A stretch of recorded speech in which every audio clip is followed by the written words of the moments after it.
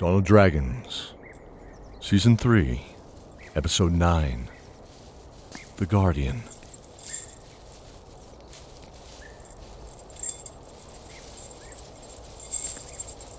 "50 paces north from the grinning skull of stone?" Benedict walked a shallow forest path just past the foothills of the Garnet Mountains. He was heading roughly north, it seemed, with the morning sun striking his right shoulder softly between the sparse leaves of the aspen trees. 3 days ago, they had parted ways with Keldor and Elaviv.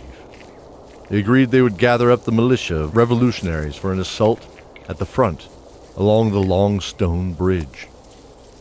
Benedict and the others would infiltrate the keep through an old smuggler's path, a path once used to sneak illegal or stolen goods into the keep Boric knew about. Benedict was now holding the old smuggler's map and feeling they were getting close. How's that old smuggler's map treating you? Fine. Does it feel good? Like righteous? There's sometimes I wonder if I really did miss you, Zoran. Well, for what it's worth, I missed you.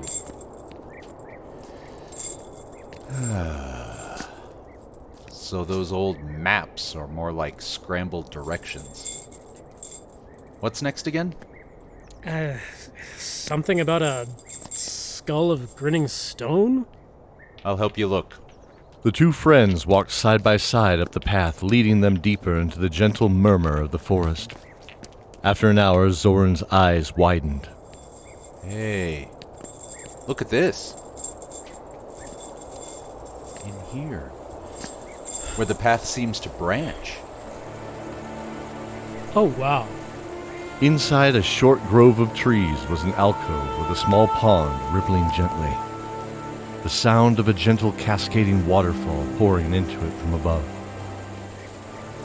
The forest floor here was covered in a thick carpet of lush, lemony-smelling moss, and the occasional scarlet berry was seen on rose hips along the bank. The path continued to the left along the wall, to the waterfall itself. As Benedict stepped forward along the path, he ran a single gauntleted hand along the rock wall. He felt it round slightly. Oh, hey. Look at that. Carved in the rock was the rounded forehead of an ancient grinning skull. Well, north of that is the waterfall. Let's check it out. The group continued along the path, and approaching the waterfall from its eastern side, now saw a 5-foot gap in the cascading water to a cave hidden behind. Oof! Wow. Hey, watch that rock. Man, it's dark in here. I'll get the torches. Sounds good. I'll scout up ahead while you get ready. SKOTMIR came to a huge cavern. The stalactites hung 40 feet in the air, and this was easily 100 yards across. The wet stones of a single stream of water lapped from one side to the other. The musty smell of stagnant water and something slightly rancid came to his nose. But nothing dangerous. All clear. Sounds good. So as I was saying, it really comes down to... Is it all clear, Dor? Everyone froze as from behind a broken pillar came a man in scarlet armor. His head had sparse patches of wispy white hair that hung framing a rotten maw of a face. The jaw was bare, showing the lower teeth, and eyes black as coal burned with a hidden fire. I am Benedict Shieldheart, son of the... Your tongue, boy. I care not who you are. Only that you trespass. Citizen! Two 10-foot forms charged into the light. Fetid and bulbous bodies revealed cloudy, vacant eyes above rotten teeth. Ogres! Worse. Zombie ogres! Sophie met one colossal figure head-on as SKOTMIR charged to meet the other. Benedict slung his sword to the right as he ran towards the Red Guardian. Die, child. Raising the mace above its wide-eyed head, the Guardian shouted at its adversary. Its 3 blue bolts of energy slammed into its side from the outstretched arms of Cordelia. Benedict, now! Benedict gripped the sword, but at the last second dropped his shoulder into the Red Guardian's chest, sending him sprawling backwards. Sophie slashed at the belly of the huge ogre as it swung at the side of her head with the remains of an old tree stump. She ducked back swiftly, only to catch their falling foot into the chest, knocking her backwards, the wind lifting from her lungs swiftly. SKOTMIR hacked at his quarry, relentlessly, ducking easily under the frantic swings of its arms. Erlen, seeing the opportunity, began sending flight after flight of swift arrows into its rancid body. Again, I have come to seek passage here.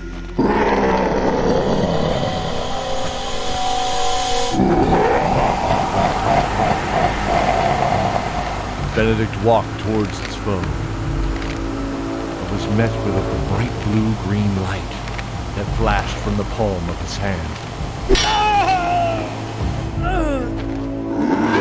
Blinded, Benedict took a step back, stumbling.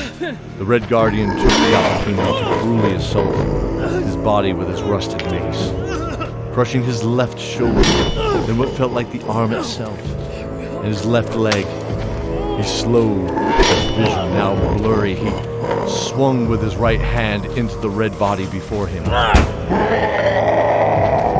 LORVANA and Cordelia saw Benedict falling backwards, a pit forming in their stomach. LORVANA, you can use healing? Well, Answer me! yes. Then hold my hand. Cordelia imagined the space next to Benedict as she grabbed LORVANA's hand and said the words. In an instant, LORVANA saw her appear next to Benedict and a very scary individual. Who are you? Hi? LORVANA! Oh, yes. LORVANA touched Benedict's shoulder, radiating energy, warming the pain out of his system, refreshing his spirit, and clearing his eyes. Bye. Cordelia imagined the spot they had left about 40 feet away, and teleporting them back to safety, Sophie deftly danced around the slow-moving zombie ogre now, anger swelling in her heart after what she regarded as a clumsy mistake in the beginning. She struck deep into his chest as Zoran leaped from the darkness behind the zombie ogre, driving 2 daggers into the base of his skull, dropping him to the ground. Erlen, and SKOTMIR's foe, was now falling in a heap as well. Benedict was driving the Red Guardian back with blow after blow, his sword driving downward in a steady swing, less like a sword and more like a blacksmith's hammer. This is my home!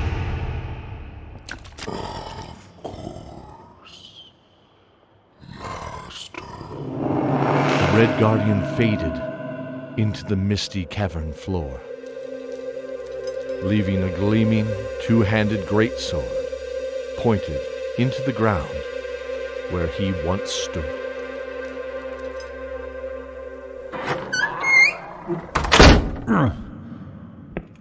This is it. Benedict, give me a hand. The heavy trap door swung outward, revealing an afternoon sky heading towards dusk. The red-orange clouds here a welcome sight after the last few hours in the caverns below. The air was rich with pine and fresh mountain water. As they carefully emerged, they found their backs to a high stone wall 30 feet high, made of deep gray hematite that had ribbons of deep red-orange jasper. Before them was a massive mountain lake. The crystal-clear waters cut the sunlight to illuminate the numerous fish darting between the stones. And as the water darkened, with its depth further out, those fish broke the surface, feeding on the flies at dusk. At the other side of the lake was a 60-foot cascade of water, tumbling from another set of these hanging lakes higher into the mountain range. Bet that's a trout right there. Little butter, maybe some wild garlic. SKOTMIR. Shh. Zoran brought a single finger up to his lips, looking back at the group. They all nodded in understanding as he pointed to the faint shadow moving above along the top of the outer wall of Garnet Keep. They made their way along the wall to a staircase, lifting 10 feet to an opening in the wall. Zoran slowly ascended, carefully. He peered around the corner and discovered this was the elevated skirt of what was to be the ground floor of the keep's courtyard. Hold up. It's a sentry. The short guard walked around the corner as it took its path through the corridor, leading around the mead hall. The sounds of merriment echoed from the hall as what sounded like the gruff voices of orcs cheered at some game inside.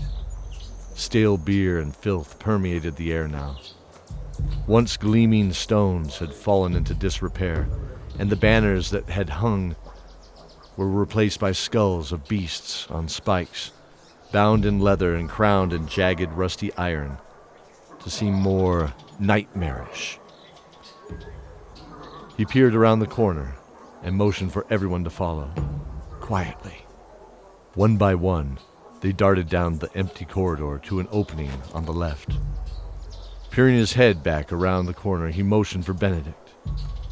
Benedict walked as quietly as the heavy plate mail would allow him, though he was thankful he refused to wear the steel sabatons from the knighthood. The heavy armor that covered his boots lended some control in this gritty cobblestone, at least. He was safe. Zoran looked again. He motioned for DABRIA. She creeped out and walked along the wall as the others prior. Mistress? DABRIA instantly froze as she recognized the voice. Without turning, she spoke. Sharptooth. Why are you here? DABRIA's mind raced. This could jeopardize everything. Then a spark crossed her mind. A spark of realization. She turned and drew herself up into her former glory. Sharptooth responded with her eyes that it was working. I was going to ask you the same. Aren't you supposed to be with the army? Or did you? No, I mean we. Oh no, Mistress DABRIA. I am so sorry. It worked better than she had hoped. Sharptooth had deserted. She was in just as much risk as she was. DABRIA thought deeply on this. Sharptooth had always been trustworthy to her, but shouldn't know everything. Sharptooth, you need to leave here immediately and go home. Go back to Enrook. Of course. But DABRIA knew they would torture Sharptooth. Deserters were always used as examples to the rest of the troops. She would be no exception, regardless of the years of service or the countless skirmishes the kobold had survived with her shield brothers and sisters. Fire coursed through DABRIA's heart at the thought of that cruelty. Death is one thing. Death was no stranger to DABRIA, and she welcomed it. But she couldn't allow this. But take those that you trust only. And don't go back to the army. Promise me. I promise. We won't. Thank you. DABRIA held up a hand. She disliked being thanked. It felt like there was something owed then. Sharptooth scampered off to the dark corridor, allowing the rest of the party to all catch up before continuing.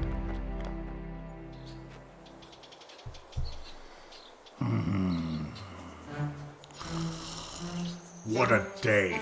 They crept up the stairs to the landing of the long wall surrounding the keep. To the left was a ballista, perched towards the long stone bridge leading to the keep. To the right, Zoran saw the orc sentry 40 feet away, looking mindlessly over the side to the lake below. He turned to Erlen. Okay, I'll take him out. But cover me just in case.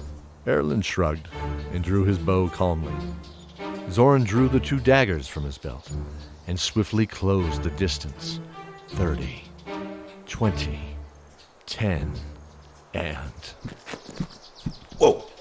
Jeez! Ow! The first arrows sunk into the orc, silencing him before he had a chance to alarm anyone. The last one, though, sunk through the padded shoulder of Zoran's faded purple tunic. He spun around and felt the arrow pointed end above his shoulder, missing his body by only a hair, he imagined, as he could easily feel the shaft against his skin. Looking back, he saw Erlen simply shrug, nonchalantly, and shoulder his bow. What the... Benedict stared at Erlen's remorseless action with a blend of wonder and disgust for a moment before turning to DABRIA. DABRIA, Una, LORVANA, and SKOTMIR. The 4 of you make your way to the ballista at the northern wall. They are over the gatehouse. Got it. When you hear any, and I mean any, action from the South Keep where the rest of us are going, that is when you set them alight and fire them to the northeast as high as you can elevate them. As high as we can. Birds aflame of death's wings close behind. Seriously, Una? Please. This will signal the militia for their assault. Then free the gatehouse to make way for them. They nodded in affirmation before turning to dart back down the wall towards the north entrance.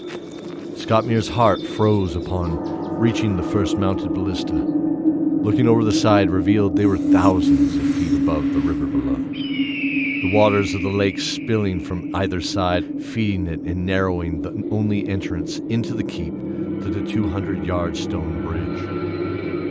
This bridge connected the keep to the mountain villages in Glen Valley downhill.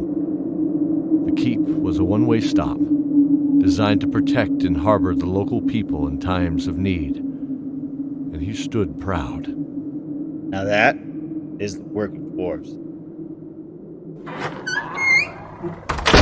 The wall to the south led into the worn and broken stairway within the main keep. Over years, walls had been broken down. The smell of animals, pens, and dirt filled these once great halls. They entered the great meeting hall. One room with a broken door sat to their right as they entered that dim torchlight. Erlen became curious, wandering towards it, ignoring the 3 figures at the other end of the room. What is... Whatever. Let's see what they're up to. But it's true. The method comes from our kin in the dark army. Now is the time for us to join. They grow stronger every day, it seems. We can join with more orcs and have more than just this castle. Ha! Is it not good here, Karen? Do you not love the wine and celebration and the raiding? Why do we need more than this? 2 orcs argued, standing with their backs to the adventurers, blocking the view of an obvious third. Karag, on the left, wore ceremonial furs and was topped with a crudely forged iron crown. His moss-colored face was painted in a jagged mask that outlined his eyes and tusk-filled mouth. A brutal axe swung in a single meaty hand. He was the head of the serpent, Benedict was sure. But the other seemed as much, if not more, of a threat. For one, he seemed even larger, dressed in a ragged, dark green cloak. He clutched a staff covered with beads, feathers, and a few human and dwarf skulls. They both appeared cruel, remorseless, and Benedict could feel the evil emanating from them. We need to leave this place. It is time, Spilge. You know there's nothing here to keep us. She knows that. And we look at her. She says nothing because she knows we need to stay here. She says we stay. Look. Meanwhile, Erlen made his way into the small room and looked around. It reeked of dirt and unnameable smells. The odor of ammonia and hay was powerful to his untrained nose. In the corner of the stone room was a pile of hay that had a single dirty fur laying across it. An elk, he imagined. Next to it was a wooden basket with long legs. The paint had peeled from heat in blackened spots, and there were several soft gray and white rabbit furs draped at the side of it.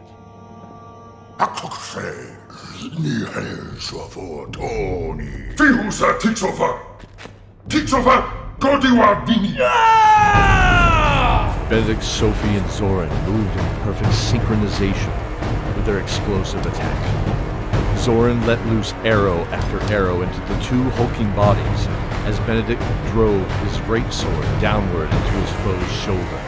His hands illuminated, and he felt energy pour through him and into the Orc King, Carrick.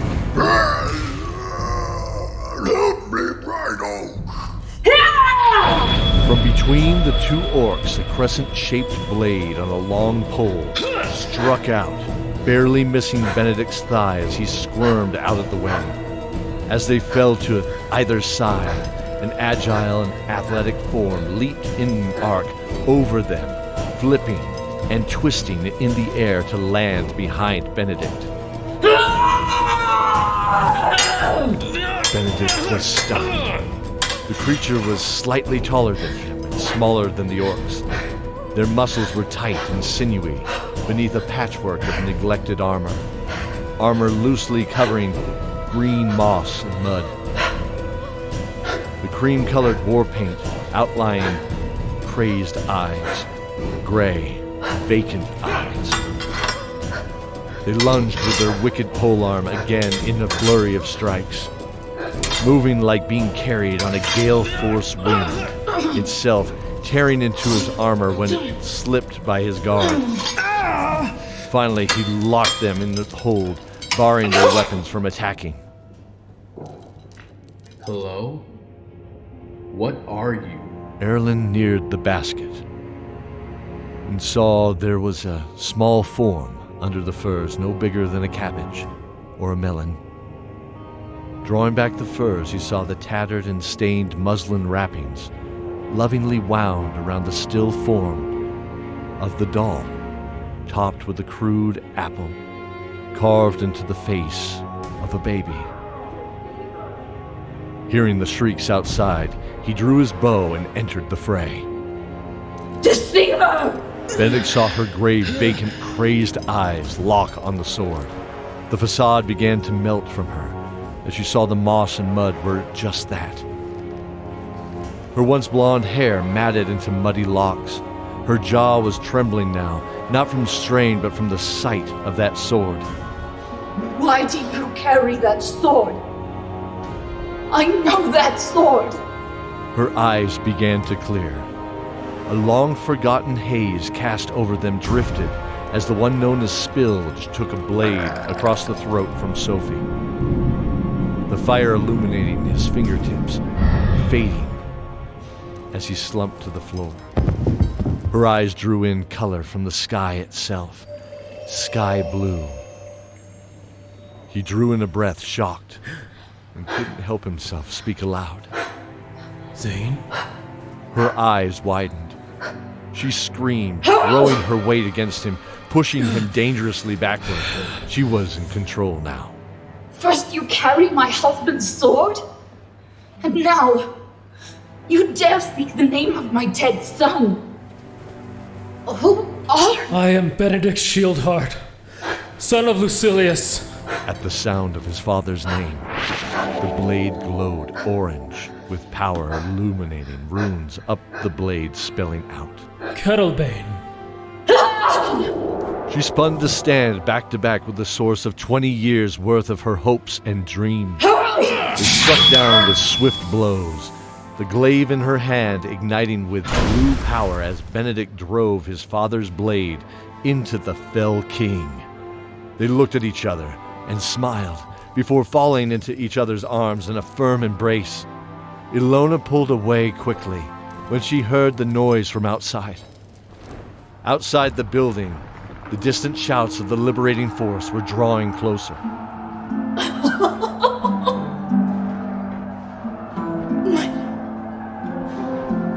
My son! And are those sounds more friends of yours? Keldor. And Elovi. Oh, sweet maiden's grace, of course!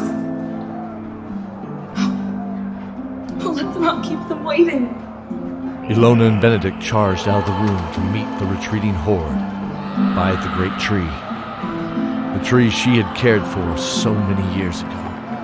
Erlen and Zorn ran up the stairs where they could use their bows more effectively, and Sophie followed, until a familiar voice stopped her.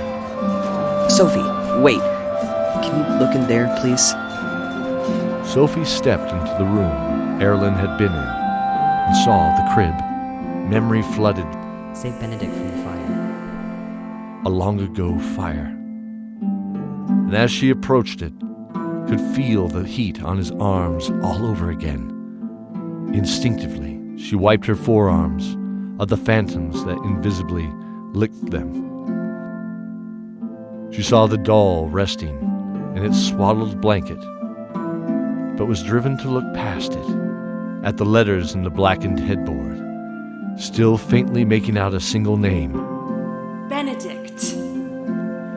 Hush now, don't you cry, little Applehead.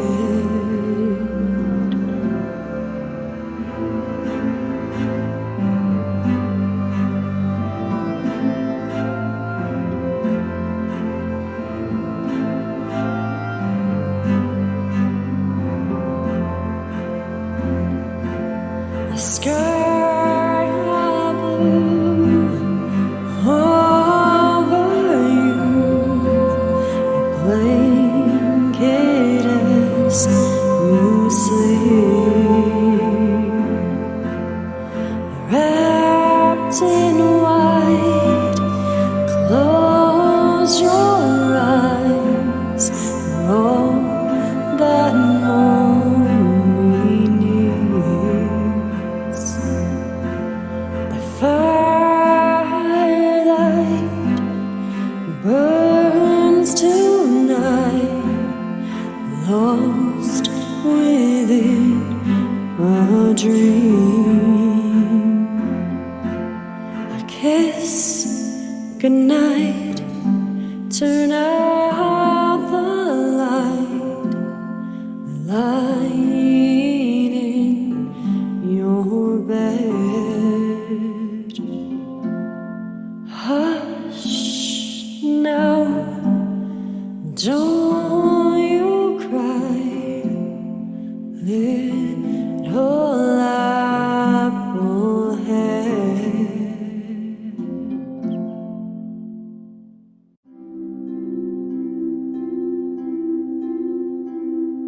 Benedict Shieldheart, played by Brian Dowling. Cordelia Shieldheart is played by Joleen Fresquez. DABRIA is played by J.D. Rose. Erlen, voiced by Jordan Thompson. Ilona the Fair is played by Lesley Beckmann. Carrick is played by Matthew Bianchi.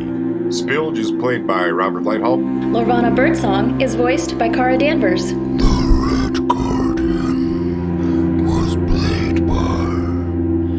Ryan Vandekamp from Brave Adventures. Sharptooth is played by Haley Munoz. SKOTMIR Flintgrog is played by Colten Janssen. Sophie is played by Sarah Jenkins. Una is played by Becky Atchley. Zoran, played by Cody Miller. And I'm Mike Atchley, your narrator and the voice of Keldor. Thanks to our patrons, Haley Munoz, Daniel Nichols, Joleen Fresquez, Brian Dowling, Colin Holmes, and Corey Pfautsch.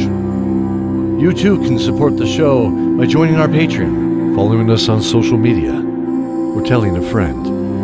Join us next time for the season finale, Ilona the Fair, Keldor, and Elaviv are reunited. Until then, stay safe